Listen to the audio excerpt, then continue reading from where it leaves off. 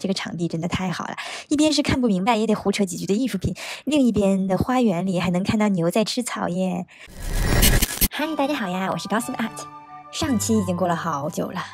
我又简单的吐槽了今年巴塞尔艺博会的无聊。戴耶尔基金会的夏季展览把看似一锅炖的作品搞出了米其林3星大厨的味道。当然，人家首先有米其林3星级别的食材哈。咱就说这些个看似平常的大师作品。这块好像有点矛盾，反正就是欧洲美术馆里都有的同款大师作品，然后被戴耶尔基金会这么一顿操作，变成了创新型的米其林3星级大餐，说的我都饿了。这个展览呢是2家基金会联合策划的，整个场馆里包含外面的花园都安置了艺术品。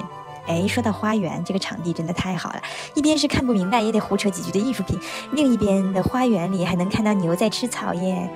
如此贴近自然的美术馆还真的很少见。小伙伴们快把牛打在弹幕里。回正题哈，开头我说了，这次展览的作品就是一锅乱炖，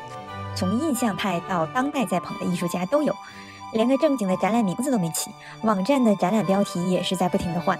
但是策展人在空间和作品的连接之间下了猛料。咱们先从这个入场场馆开始比比哈，这个珠帘的入口就给人了与众不同的体验。我觉得10有8九这珠帘是义乌生产的，有没有义乌的老板来鉴定一下呀？咱们进去里面看哈，注意啊，这个变形的画和地上这个奇怪的雕塑，把观众的视觉自然的就引到了另一边。这个雕塑他的哥们儿在展厅的对面跟他空间呼应，其实我走到后面的展厅才发现这个雕塑就是个椅子。另一面的画作布置也是在视觉的跳跃感上别有用心。下一个展厅就更加精彩了，一面是紧凑的现代派大师们的作品，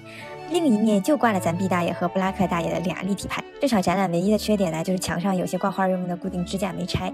很影响美观。不知道是不是瑞士人觉得拆了再装太麻烦，还是拆了再装太贵呀？接下来一个厅秉承了张弛有度的挂画节奏上，又把这个风景画的地平线全都排在了同一个高度上。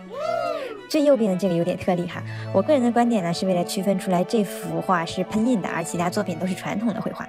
说到这里也是这个展览的妙处，没啥多余的文字解释，连作品的标签都没有，给观众更多的空间去思考，非常适合看展览就不喜欢看文字的懒人。比如这个莫奈和李斯特的天空放在一起，看上去毫不相干，但是天空正好是莫奈莲花池里的倒影。另一个厅又把不同年代同样表现丛林绘画的作品都放在一起，小伙伴们来看一下啊，丛林还是那个丛林，经过了100多年的时光，每个时代表达出来的思想都不一样。这个厅的绘画作品之间呢，我没看出来有啥联系，基本上所有人的注意力都集中在贾克波梅提的雕塑面对着培根的绘画作品对话的这个点上。后面有很多新媒体的作品，比如可以扫码留下自己的梦，这个类似书店的装置贴满红点，这些呢都没什么特别出彩的。我觉得这个展览还有一点值得夸的是留白做得非常好，比如这个展厅里这么大的空间就摆了一个小小的雕塑，而下一个厅也就是用了1面半的墙和一个角落做了一个雕塑。策展人把咱们老祖宗留白的思想发挥得淋漓尽致。为啥现在咱们国内都很少见到这种大面积留白的布展模式呢？房价不是已经降了吗？除了留白，整个展览给观众的节奏也是非常好的。例如展厅内基本逛得差不多了，这个时候来一个带沙发附加行为表演的沉浸型装置作品，既能坐下来休息，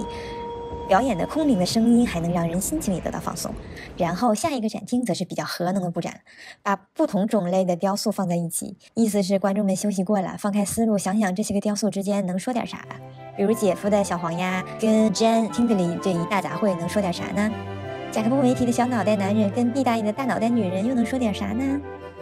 最后呢，我们来说一下花园里的装置。我最喜欢的还是这个在莲花池里由日本艺术家中谷丰二子创作的不定时喷水雾出来的装置。可惜我几乎没拍到他的诗意，在展览馆内参观的时候看到他喷雾，当我出去在草坪上想看他喷雾的时候，却一直没等到。问工作人员呢，他们说这个是不定时的循环装置，完全就是没有任何的预测什么时候会喷雾。然后工作人员还顺便说，你可以坐在草坪上歇会儿等等看嘛，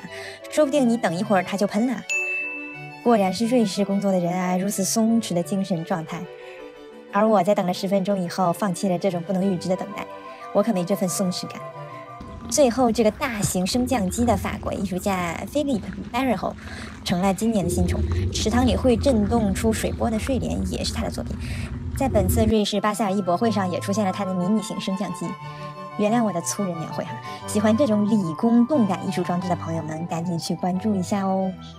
最近国内拍卖结束后，大家都在讨论艺术市场到底怎么了。如果你能看到这里，不妨像那个美术馆的工作人员所说的，为何不坐下来等等看呢？也许我们缺的就是这种在浮华市场背后静下来看看远处的山、近处吃草的牛等等不确定何时会喷雾的艺术装置。时间会告诉你答案的。